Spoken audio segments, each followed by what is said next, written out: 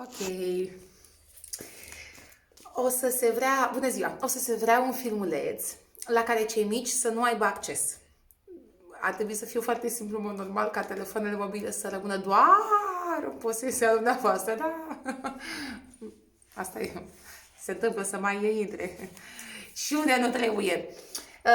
Acesta este albumul Bursucelului, cel ce conține deocamdată pozele pe care noi le-am scos în momentul după achiziția Bursucelului de pluș.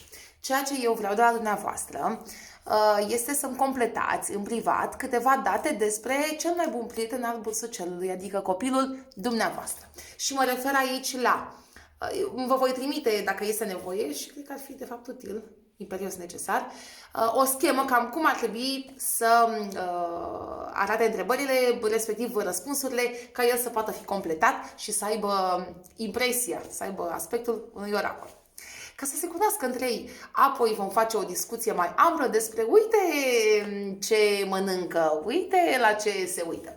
Așadar, vă rog să-mi furnizați toți cei ce au în casă bursucelul de pluș, îl completez și eu, promit.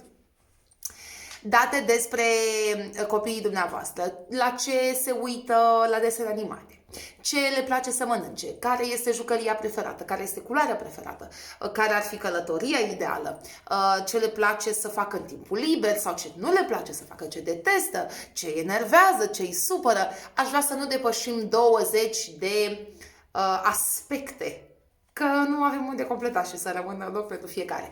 Ok? Dacă este nevoie, am zis, o voi face oricum, dar mă voi grăbi dacă îmi veți solicita schema cu întrebările de rigoare. Trebuie să-l completăm, pentru că va fi o surpriză când le vom citi, când toate vor avea răspunsurile pregătite. Aștept, într-o săptămână maxim, oracolul trebuie să fie completat. Apoi ce se va întâmpla, veți vedea.